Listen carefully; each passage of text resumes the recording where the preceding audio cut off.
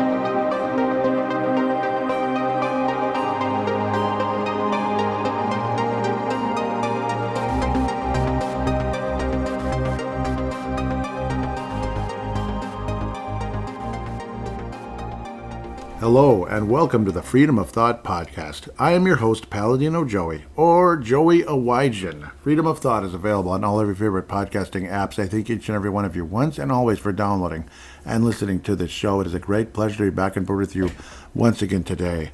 Happy Thanksgiving, and welcome to the Thanksgiving special for Freedom of Thought, the annual Thanksgiving special 2024 edition, where we celebrate America, we celebrate the Native Americans that helped the original Pilgrims to get started. Well, not the original ones, is what we're going to get to today, but, well, the original ones that were able to stick around. We'll say they're able to stick around and be Pilgrims in 1620 and beyond, onto the first Thanksgiving in 1621. So, yes, thank you to all the sacrifice made on both sides. And, of course, recognition that when people say that the Pilgrims backstabbed the Native Americans, no. The descendants may have, or newcomers later on may have backstabbed some of the Native Americans, and that's terrible and that sucks. Obviously, some of the Native Americans did not want us here as well, like different tribes. It depends on the tribe and what took place and all of that. There was definitely bad blood back and forth in the future, but that's unfortunate and that's a reality. But today we're going to look at something semi-different here, a little different, a little bit before the Pilgrims. There was a lost colony, the Roanoke Colony. Blanking on if I may have hinted at this before on previous episodes, and I may do a longer episode on this in the future. But in a lot of ways, the Pilgrims had a lot to be thankful for this alone, because what happened to them? What happened to the first colony? So extremely sad how a lot of people just kind of disappeared. What actually happened to them is really hard to say. In 1587, 117 English men, women, and children arrived in Roanoke Island to establish the first permanent English settlement in the New World. 1587, not 1620. These people could have been their parents, maybe even grandparents of the Pilgrims. In fact, I'd say about that. This is about 33 years before. So think about that, 33 years earlier. So yeah, it could be parents or grandparents, possibly, that came. Again, 117. The group included John White, his pregnant daughter, Eleanor Dare, her husband, Ananias Dare, and the Indian chief, Manteo, gotta like that. John White left for England to request supplies and manpower, promising to return. In 1590, White returned to Roanoke Island to find the settlement deserted, plundered, and surrounded by overgrown brush. There was a carving. The only signs pointing to an explanation were the word Croatoan, Croatoan, carved into a palisade, and the letters CRO carved into a nearby tree. Isn't that weird? So The mystery of what happened to the colonists remains unsolved nearly 450 years later. Yeah, absolutely crazy. So there were all kinds of rumors later on, saying when other people would come to kind of look and search and what's going on, there would be, you'd see Native American tribes, and occasionally you'd see what appears to be somebody of lighter skin wearing tattered European clothing. So supposedly some of them may have joined the tribes because, well, it was like join us or die, possibly, something along those lines. Other people may have ran away. So very fascinating to think about. So again, so it's like the colony disappeared. Everything changed. People either ran away, people either were killed, or they kind of secretly joined the tribes just to kind of save themselves and figure, okay, I guess this is how it's going to have to be. And that may have been what took place. But there were, again, rumors of lighter skinned people among the tribes wearing what appeared to be tattered British or European clothing. So isn't that fascinating? Again, it's just crazy to think about. Again, Wikipedia, citing Wikipedia for some of this information. Roanoke Colony, again, founded in 1585, but was visited by a ship in 1590. Colonists, not columnists, had inexplicably disappeared, and it has been known as the Lost Colony, and the fate of 112 to 121 colonists remain unknown. Pardon me. I keep saying columnists, like somebody that writes. This is, of course, in North Carolina on the outer tip because, well, they didn't have time to explore much. And it was kind of like they stayed by the ocean there. It's extremely fascinating. 1590. And again, obviously, John White survived. He went there and then came back. They needed more supplies. They needed more help. And things took way too long. It took 3 years instead of maybe a couple months or something. And everybody's missing. It's just the strangest thing. So it's a fascinating mystery that a lot of us would like to know what the heck happened. There was the governor, Ralph Lane, 1585 to 1586. So there were already some people there. John White was the governor in 1587. Fascinating. Established in 1585, evacuated in 1586, reestablished. So it was evacuated and then reestablished in 1587 and then found abandoned in 1590. 400 years before Teenage Mutant Ninja Turtles movie came out. Yeah, I know, that's real important, right? But no, think about 1990. Those of you that are old enough to remember 1990, that's 400 years before that. Gettr County, North Carolina, U.S. It's still there, of course. So fascinating. The fate of the approximately 112 to 121 colonists remains unknown. Speculation that they had assimilated with the nearby Native American communities appears in writings as early as 1605. Investigations by the Jamestown colonists produced reports that the Roanoke settlers had been massacred, and there were stories of people with, there it is, European features being seen in the Native American villages, but no conclusive evidence was found. So it's like maybe yes, maybe no. I'm guessing it was kind of a mix of all the above. Some people were killed. Some people joined the Native American communities. All the different tribes. So it was a definitely strange situation for all of them. And this is something I didn't even know about not that long ago. Another great podcast. I believe this was a Dusty Tome. It was like a series of Dusty Tomes on haunted cosmos, and it's just you absolutely love that podcast. And it's like the Lost Colony. There were people before the Pilgrims, weren't there? Like, like British, like it was like Pilgrims before the Pilgrims. It's really cool. And of course there were people here before that, and you had the Vikings way back in like 1000 AD around there. They came supposedly via Lake Superior from the Atlantic Ocean and all that, because everything connects and all that. That's where you have Minnesota Vikings. So pretty fascinating when you think about that. And that's like 1,000 years ago. Like the Vikings were way, way, way, way back. And then there's also obviously the Native Americans when they came supposedly from the area where Russia and China connect. That's the conversation that's out there. And that's why Native Americans kind of look like Asians sometimes. And I don't mean this in any type of I don't mean this in any negative way at all. Of course not. Like I'm not pointing fingers. Oh, they look like this. They look like that. They look kind of like Asians, and that's because That's because talk is that they are. They are. Or they were many years ago originally. But it's like a mix of like Russia and China together because, the border, that's a very empty area nowadays. Maybe in the past there was a number of people there and they kind of quietly or kind of slowly left. They kind of started exploring, wound up in Alaska, and then worked their way down into what today is the United States, North America, Canada, and even some going as far as South America as well. Where you could get maybe what they call the Aztec Indians. Imagine that's a lot of traveling, and it probably took a lot of years and years and years to do. But I mean, over the course of hundreds of years, things can definitely happen over the course of time, and also evidence of things going back even further. So, I think things going, and evidence of beings, we'll call them, that were here before the Native Americans, way before possibly. So really fascinating, like giants and such. So like in North America, South America, and above, like giant pyramids and such. So I'm kind of going down rabbit holes, and I apologize, but this is kind of what freedom of thought is all about. When you get into something like this, like the Lost Colony, it really makes your mind wander. It really does, and that's why this show is called Freedom of Thought. It's just freedom of thought right here. This is what it's all about. And this is why I always encourage people to call in. Maybe you want a topic you'd like to get into, something similar to this, that maybe I haven't talked about yet, and maybe a lot of us don't know. Maybe you're interested in, maybe you had a paranormal experience or 2 or 3 or 4. You're more than welcome to come on my show. Just email me at paladinolive@yahoo.com. It's in the show description.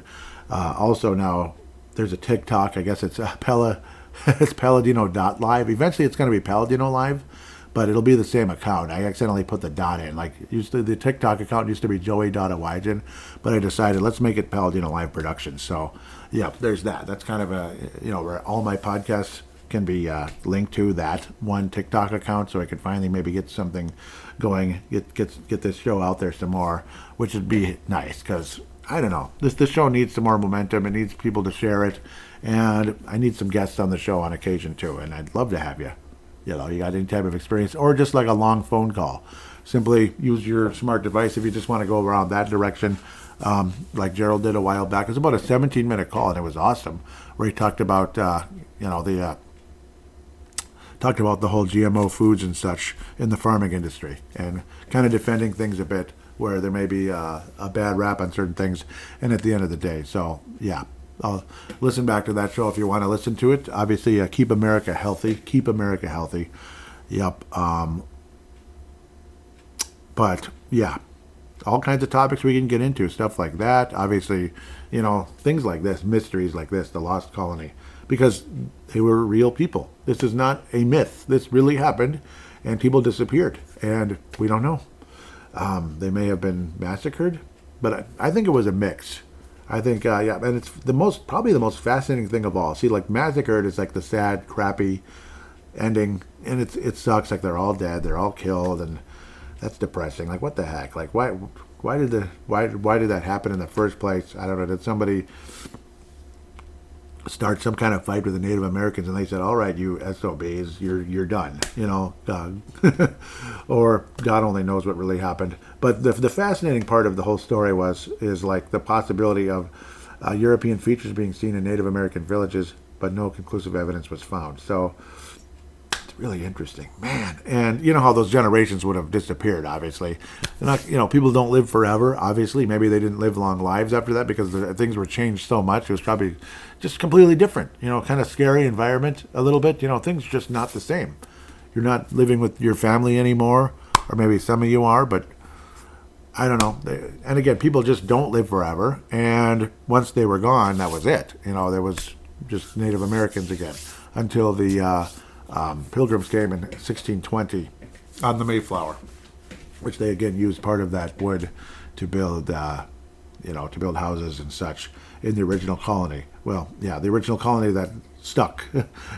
Not the original colony, but the one that actually stuck. The first one that stuck around and wasn't lost long ago in North Carolina. So it's interesting. Like the first Pilgrims basically came to North Carolina, and well, the original the Pilgrims of 1620 wanted to go to Virginia, where it would have been a little bit warmer climate, and they kind of got with the wind and the storm and the rough weather, they basically were taken off course to Massachusetts, where it's a lot tougher climate in the winter. Massachusetts gets tons and tons and tons of snow because of the lake effect to the northwest of them a bit, where you have Lake Ontario, I believe. Lake Erie and Lake Ontario are nearby. Boston, like Massachusetts area, they get absolutely nailed with snow in the winter at times because of lake effect snow. Sometimes I don't even know how that works, other than I guess it's just some kind of a moisture coming from the lake, and then it just creates an incredible perfect storm with, say, like a northeaster wind, and then or a nor'wester, whatever the heck it would be, and it's really something. It's just boom. It's a huge, heavy accumulation of snow. Whereas in Roanoke, I'm sure the temperatures dip a bit during the winter months, but nothing like like Massachusetts. Now, it's not cold as it is up here in Minnesota, and there's always been mysteries. How did Native Americans survive in like below zero and such? How did they do all that? But I suppose they had so many methods of survival. Obviously, having a fire in the middle of the teepee and the smoke being able to go up straight out of the teepee. It's fascinating. They're obviously extremely intelligent people. And obviously some tribes were better than others. Some were peaceful. Some were very mean. Some were like, get the hell out of here, we'll kill you. Pardon my French. And it was probably worse than that. They just killed. And they did it to other Native Americans as well. Where other tribes were peaceful. So again, it's nothing against one group or another group. Other backgrounds as well. Yeah, so this was the Elizabethan era. So the first Queen Elizabeth, the other one that lived forever. So this is like Elizabethan era 2. It ended in 2022 when Queen Elizabeth passed away, and King Charles took over the throne in England. So it was Queen Elizabeth at the time. Queen Elizabeth I in 1578 granted a charter to Sir Humphrey Gilbert to explore and colonize territories unclaimed by Christian kingdoms. Okay. Gilbert had helped to crush the first of the Desmond rebellions in Ireland's Munster province in the 1570s. Interesting.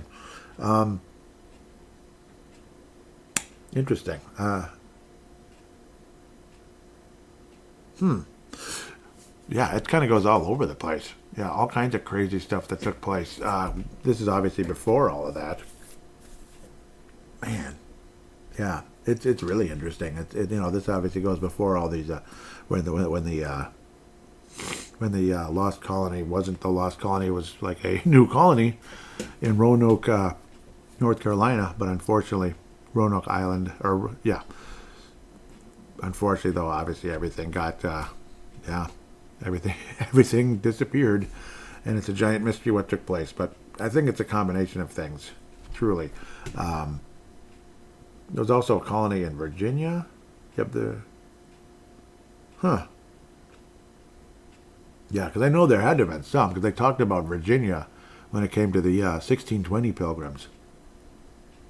It's fascinating. Yep. Queen Elizabeth was impressed with the results. Okay, let's go back. Man, this is really something. Yep, so I'm just kind of jumping in the middle here. Upon their return, these would be some of these explorers, returned to England in the autumn of 1584. Amadas and Barlow spoke highly of the tribe's hospitality. Okay, see how some of them are hospitality, and the strategic location of Roanoke. They brought back 2 natives, one chief, a Sectoan, and Manteo. Yeah, so he was part of that group that came with that came in 1587. Manteo, a Croatan, whose mother was the chieftain of Croatan Island. The expedition's reports described the region as a pleasant and bountiful land, alluding to the Golden Age and the Garden of Eden. Wow, it must have been really nice there. It must have been really interesting to see it back then compared to today. Like today, it's just, whatever. It's North Carolina. But it must have been really interesting in that particular area. Although these accounts may have been embellished by Raleigh. And that's where the name Raleigh comes from. This is a person way back, obviously, way, way back when you talk about Raleigh, North Carolina. Queen Elizabeth was impressed with the results of Raleigh's expedition in 1585 during a ceremony to knight Raleigh. She proclaimed the land granted to him Virginia and proclaimed him Knight Lord and Governor of Virginia. Sir Walter Raleigh proceeded to seek investors to fund a colony. Interesting. Isn't that cool? So there was Lane Colony. Okay, that's when it went from, Virginia. The first, Lane Colony. For the first colony in Virginia, Raleigh planned a large military operation focused on the exploration and evaluation of natural resources. The intended number of colonists was 69, but approximately 600 men were sent in the voyage, and about half intended to remain in the colony, to be followed by a second wave later. Ralph Lane, so there's Lane Colony, was appointed governor of the colony, and Philip Amadas would serve as admiral, although the fleet commander, Sir Richard Grenville, led the overall mission. Excuse me. Civilian attendants included Joachim Gans, metallurgist, interesting, Thomas Harriot, a scientist, and John White, an artist. John White, there he is. Manteo and Wenches, returning home from their visit to England, were also passengers in the voyage. So that's Lane Colony. Huh. Interesting. And then eventually led later on. So, into the next couple of years, like 84, 85. This is 1500s, by the way, when I say 84 and 85. So, wow. Yep, it's really cool. And again, it's cool to hear about these original colonies that we don't hear about too much. And, because we all think about, Massachusetts with, Miles Standish. Obviously, you could call him the soldier, Miles Standish. He was like the leader of the, like the small army, you could say, that kind of to protect the people and such. You had William Bradford, of course. He ended up being like the first governor. I believe he was like more of a pastor as well. So pretty cool. William Bradford. Yep, some amazing people later on in 1620. And I mentioned this on Purple Mafia as well. My heritage when it comes to my mom and dad obviously are completely different. From my dad's side, I'm the first generation in the United States, or to be born in the United States, from Lebanon. But from my mom's side, I am the 12th generation in the United States, or, whatever this is, New England, whatever.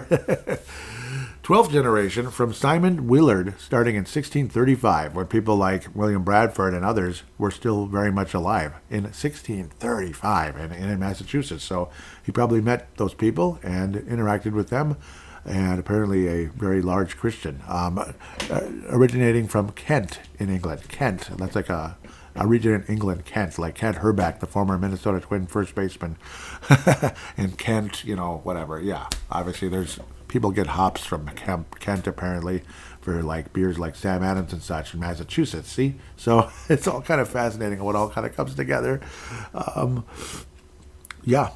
So it's interesting that my generations on my mom's side go back that far to 1635.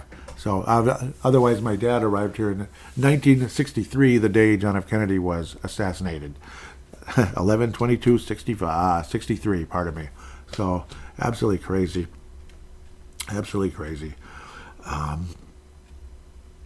Yep. So kind of, again, wandering all over the place, but that's kind of how this episode is going to be today. And we have a lot to be thankful for. That we have a roof over our head, that we don't have, well, except when crazy stuff happens, but not very rarely. With the Lord's protection, we're not going to have people looking to massacre us or force us to join their tribe or anything like that at this stage. Though, yes, I do understand that there were some very evil people that treated the Native Americans very poorly. There were, obviously. Cherokee, The Trail of Tears, obviously there's even a song about that from Europe. That's 1980. Yeah, it was a 1986 album by the band Europe. Cherokee, Marching on the Trail of Tears. It's a terrible story. Terrible. That was during the Andrew Jackson presidency.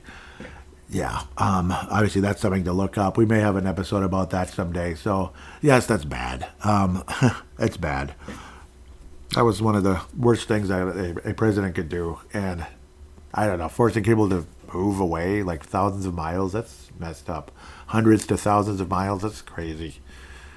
Really, I can't believe, they even did that. That's, it breaks your heart. It does. And it's too bad because a lot of us, all these generations later, there's all this animosity and all that, that wouldn't have existed if things like that hadn't taken place, and it's a damn shame. Obviously, slavery is another thing, another topic that's, similar, but in terms of animosity and such, different story, completely different story, but yeah, animosity that didn't need to happen. It just didn't. So it's a shame, but unfortunately, slavery still exists all over the world, if you can believe it. Yeah. So anyhow, we'll leave that where that is. But again, we do have a lot to be thankful for. We thank God so much for having us in this free country. We thank God for obviously Donald J. Trump returning to office, God willing, in mid to late January, coming up January 20th. We absolutely thank God for that. We thank God that Trump's life was not taken from him on July 13th. Absolutely thank God for that. That's a big thing, that Trump's life was spared in a situation where it was like maybe a centimeter difference, a slight turn of the head as Trump was looking at a chart. Like if you think this is sad, and then silent, you hear pop, pop, pop. Wow. Yeah, it's chilling. And again, the fascinating thing that I played a couple times, where Mac Hammond was texted by Kenneth Copeland of all people about the blood on the ear. It's like, yep, you're getting prepared for an assignment from God. So pretty amazing how all that added up together. It's like Trump is getting elected, dang it. And he did. So thank you. Thank you, Lord, for all of that. And it sounds like Trump became a bigger and bigger and bigger believer, especially after that. And he should have been. He should always be a believer. But, we all have our pluses and minuses. We all have our flaws. And there isn't a single leader on this planet, going back to Adam to today, that didn't have flaws. We all have sins, and we all need to, confess our sins before God and repent and do our best. But not walk around like we're perfect, like we never sin. Of course we sin. Like the second you say, I don't sin, or I can't remember the last time I sinned, you just sinned. You know why? Because you just lied. You just lied. Or conveniently misremembered, if such a thing exists. But I just, this show is all over the place once again, and oftentimes that's where freedom of thought goes, is all over the place. But that's kind of the fun of it. Thanksgiving is a very, very, very special holiday that I enjoy very much, and I hope you enjoy it very much as well. It's extremely important. It's the only holiday that I have never worked on. Like when I worked at the gas station, I believe I've brought this up before. Gas stations are open 365 days a year, unfortunately, just like airports, which is, it sucks. Nobody wants to do that, right?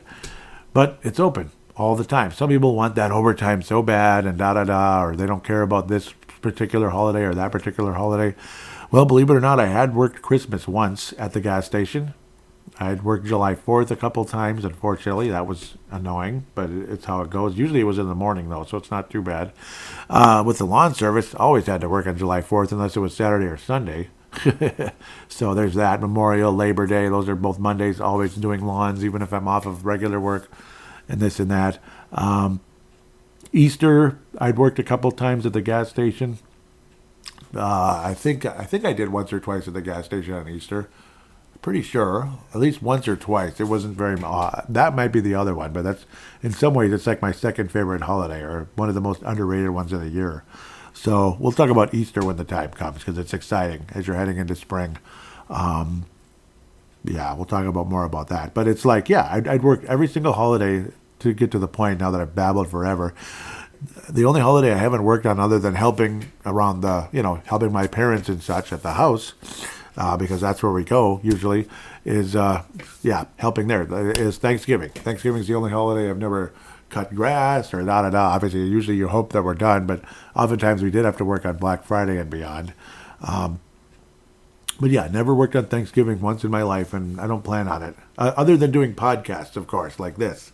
But this is kind of like a more of a hobby type of a job. This is more fun. So I guess it's kind of like working, like doing this and Brave the Wild every year. But this is being recorded on the Wednesday before. In fact, I'm probably releasing it maybe early. Yeah, so you can hear this on Thanksgiving. It'll already be released, and that's kind of the point. But, I always do Brave the Wild on Thanksgiving. That's the hockey show. It's just kind of a fun tradition in the mornings. Usually just kind of get up, get ready a little bit, and then do Brave the Wild. But I think I've made enough of a point here today. I hope you didn't mind me delving into the mysteries of the Roanoke Colony. Pretty cool. And I'll probably have another episode, maybe after some deeper research, put some more stuff together, and all of that. It's absolutely fascinating. Have more to say than just kind of looking at stuff as I go. But kind of put something together, maybe a bigger episode one of these days, or even a series on stuff like this. Otherwise, we'll bring it up on from time to time on Thanksgivings. Just like every year, you got to talk about 1620, at least a little bit into 1621, which was the actual first Thanksgiving. Because 1620, it was, wasn't, it was too early for that, unfortunately. They just weren't ready to go. With that said, though, thank you again, Lord, for a productive year. Thank you, Lord, for for being safe. Thank you, Lord, for all of that. Just be thankful for the roof over your head and the fact that we are in a free country and that we have a president-elect that's going to help guide this country in a better direction than it's been guided the last 4 years. That's for darn sure. With that, I talked about how to do your voice. So you can pull up your smart device if you want to, or even record it on your laptop or desktop, whatever. Audio submission, basically. Any type of call-in, whether it's 1 minute, 2 minutes, or even 20 minutes, something like that. If you want to do something big, really want to go into something, or be a live guest with me. Well, like not live, like live, but do record a podcast with me over Skype or something along those lines. You could be my guest and talk about God knows what. But otherwise, to do the audio submission, record your call or whatever you want to call it, audio submission. And then when you're done saving it, send it to paladinolive at yahoo.com, paladinolive at yahoo.com. And I will then convert it into an MP3 file thanks to cloudconvert.com. So I really appreciate what that website does in so many ways. I don't think there's anything in the mailbag. Maybe I'll give it a quick check just to be absolutely sure. Apologize for the delay here. The Instagram rarely gets any comments, maybe some likes. Freedom of Thought. Yep, so now the Facebook page, facebook.com/freedom of thought. Oh, yeah, I think there's a little bit of comments, mostly likes, though, and I do appreciate those. There was a big red, tsunami. Last month, with Kamala Harris standing on the beach. It's just kind of obviously, edited, whatever. Last month, she mocked God and told Christians they were at the wrong rally. This month, God had the final say in America. Yep. Something got taken away. I don't know what the heck that is. Okay, it was the lady where... Why'd they take it out? That's Facebook for you. Well, it's still there from Instagram. I want my daughter to have the right to abortion.